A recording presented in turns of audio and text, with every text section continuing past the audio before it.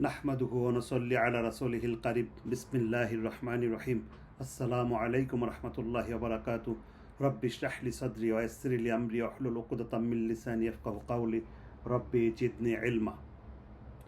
আমরা সূরা কাহাফের 18 নম্বর সূরার 49 নম্বর আয়াতটা পড়ি। এটা আমরা যারা শুক্রবার দিন সূরা কাহাফ পড়ি, রাসূল সাল্লাল্লাহু আলাইহি ওয়াসাল্লাম বলছেন যারা প্রতি শুক্রবার জুম্মাবার সূরা কাহাফ পড়বে, এটা এক শুক্রবার থেকে আরেক শুক্রবারে নূর হবে। এটা দুনিয়াতেও হবে এবং আখিরাতেও হবে। এটা বিভিন্ন মুফাসসিরগণ এইভাবে বর্ণনা করছেন। তো আমাদের উচিত সূরা কাহাফটা প্রতি শুক্রবার দিন পড়া উচিত। আর সূরা কাহাফের আরেকটা আছে, রাসূল সাল্লাল্লাহু আলাইহি ওয়াসাল্লাম বলছেন প্রথম 10 আয়াত যে প্রতিদিন পাবে দাজ্জালের ফিতনা থেকে আল্লাহ সুবহানাহু ওয়া তাআলা বাঁচাবেন। তো দেখেন আসি আমরা সূরা কাহাফের 49 নম্বর আয়াত, 18 নম্বর সূরা 49 নম্বর আয়াত। আল্লাহ এখানে বলতেছেন আউযু বিল্লাহি মিনাশ শাইতানির রাজিম বিসমিল্লাহির রহমানির রহিম। ووضع الكتاب فترى المجرمين مشفقين مما فيه ويقولون يا ويلتنا ما لهذا الكتاب لا يغادر صغيرة ولا كبيرة إلا أحصاها ووجدوا ما عملوا حضيرا ولا يظلم ربك أحدا। এটার অর্থ হচ্ছে আর আমলনামা রাখা হবে। তখন তুমি অপরাধীকে দেখবে তারা ভীত তাতে যা রয়েছে তার কারণে, আর তারা বলবে হায় ধ্বংস আমাদের, একই হলো এই কিতাবের, তা ছোট বড় কিছুই ছাড়ে না, শুধু সংরক্ষণ করে, এবং তারা যা করেছে তা হাজির পাবে, আর তোমার রব কারো প্রতি জুলুম করেন না। সুবহানাল্লাহ। এটা একটা অসাধারণ একটা আয়াত। আল্লাহ বলতেছেন এটা হাশরের মাঠের বর্ণনা, যে হাশরের মাঠে আল্লাহ সুবহানাহু ওয়া তাআলা আমলনামা রাখবেন যখন তারা অপরাধী। এখানে আল্লাহ বলতেছে মুজরিমিন, এখানে পলিথিস্ট বোঝানো হয়েছে, মানে যারা কাফের মুশরিক এবং ব্যাড ডুয়ার, যারা খারাপ কাজ করে, যারা পাপ কাজ করে, যারা এদের সবার কথাই বলা হয়েছে। তো তারা ভয় পেয়ে যাবে তাতে যা রয়েছে তার কারণে, এই আমলের মধ্যে যা রয়েছে, এবং তারা বলবে হায় ধ্বংস, এটা কেমন কিতাব, এই কেমন আমলনামা যে ছোট বড় কিছুই বাদ যায় না, এবং সব কিছু তা সংরক্ষণ করা আছে, এবং যা আমরা জীবনে করছি সব কিছু এটা হাজির হয়ে গেছে। সুবহানাল্লাহ। তো আর রব তোমার প্রতি জুলুম করে না। আমি একটু তাফসির দেখে বলতেছি। এটা হলো আপনার ডক্টর আবু বকর জাকারিয়ার সংক্ষিপ্ত তাফসির, যেটা বেশিরভাগই আসছে ইবনে কাসিরের তাফসির থেকে। আলহামদুলিল্লাহ, হোয়াট এভার। তো এখানে বলতেছে যে হাশরবাসীকে তাদের কৃতকর্ম উপস্থিত পাবে। অন্যান্য আয়াতে স্পষ্ট ভাষায় বলা হয়েছে, যেমন সূরা আল ইমরানের 30 নম্বর আয়াতে বলেছে যেদিন প্রত্যেককে সে যা ভালো কাজ করেছে এবং সে যা মন্দ কাজ করেছে তা বিদ্যমান পাবে, সেদিন সে তার এটার মধ্যে ব্যবধান কামনা করবে। আল্লাহ তার নিজের সম্বন্ধে তাদেরকে সাবধান করতেছেন। আল্লাহ বান্দার প্রতি অত্যন্ত দয়ালু। সূরা কিয়ামার 13 নম্বর আয়াতে বলছে সেদিন মানুষকে অবহিত করা হবে সে কি তা আগে পাঠিয়েছে এবং পিছনে রেখে গেছে। সূরা তারিকের 9 নম্বর আয়াতে বলছে যেদিন গোপন ভেদ প্রকাশ করা হবে। তো মুফাসসিরগণ এই সাধারণভাবে এসব বর্ণনা করেছেন যে এইসব কৃতকর্মের প্রতিদান ও শাস্তির রূপ বের হবে, তাদের আকার আকৃতি সেখানে পরিবর্তিত হয়ে যাবে।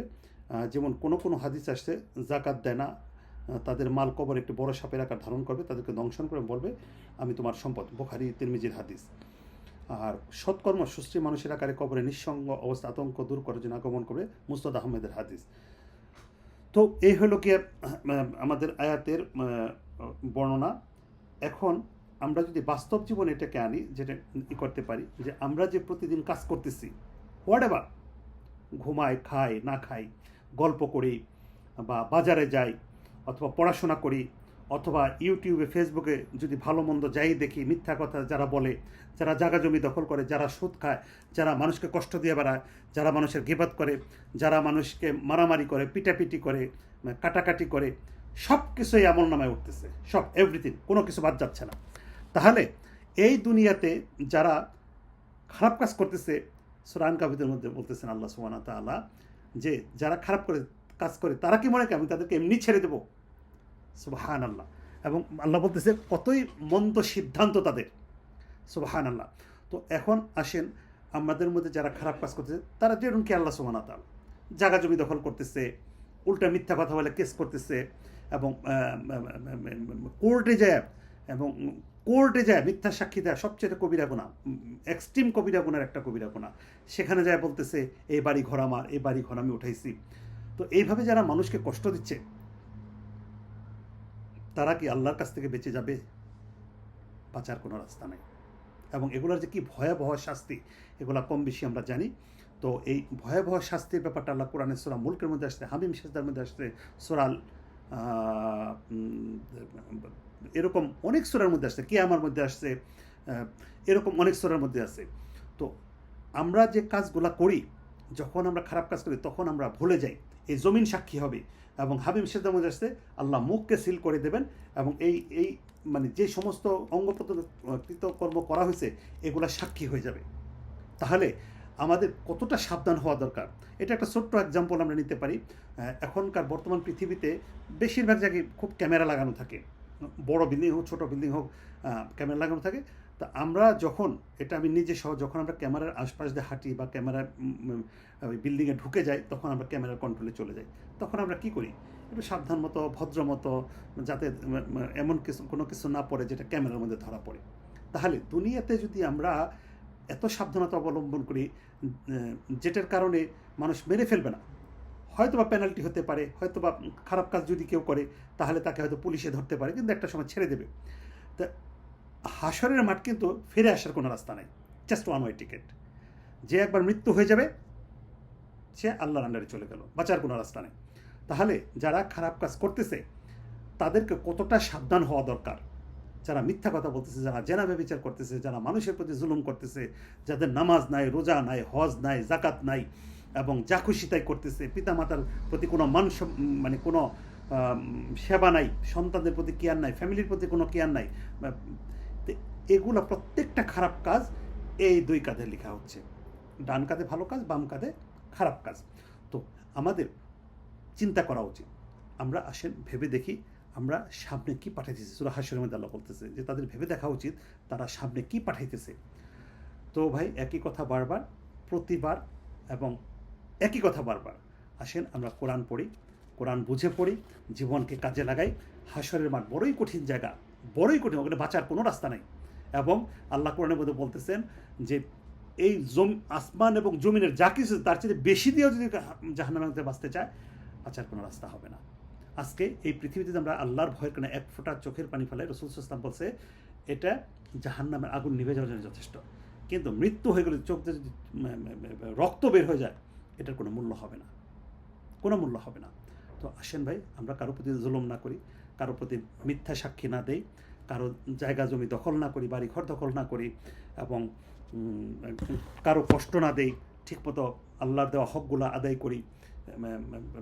বাবা মার হক, সন্তান সন্ততির হক, পিতামাতার হক, যত প্রতিবেশীর হক, আসেন আমরা একটু একটু করে কোরআন থেকে শিখি এবং চেষ্টা করি।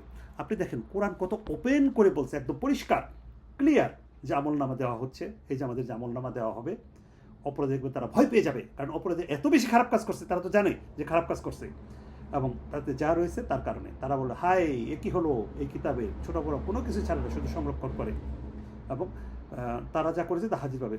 আর তোমার রব কারোর প্রতি জুলুম করে না, আল্লাহ ইচ্ছা করে এটা লিখে রাখবেন না। সুবহানাল্লাহ, আল্লাহ এরকম না যে আমি যেটা করি নাই বা আমরা যেটা করি না আল্লাহ লিখে রাখবেন, নো, সব কিছু জাজমেন্ট করা হবে। আপনি দেখেন আজকে আমার বয়স যে বয়স হয়েছে, আমার ছোটোবেলা থেকে সব কথা মনে আছে ইনশাআল্লাহ, ছোটো বড় দু চারটা কথা ছাড়া, কিন্তু বেশিরভাগ কথাই মনে আছে। আর হাসরের মাঠে মানুষ সব কিছু মনে করতে পারবে। আসেন ভাই আমরা কোরআনে ফিরে আসি, নিজেকে সংশোধন করি। আমরা সবাই ভুলের মধ্যে আছি, কিন্তু ইচ্ছাকৃতভাবে কবিরা গুনাহ থেকে বেঁচে থাকি। সুবহানাকা ওয়া বিহামদিকা আশহাদু আল্লা ইলাহা ইল্লা আনতা আস্তাগফিরুকা ওয়া আতুবু ইলাইক। আসসালামু আলাইকুম ওয়া রাহমাতুল্লাহি ওয়া বারাকাতুহু।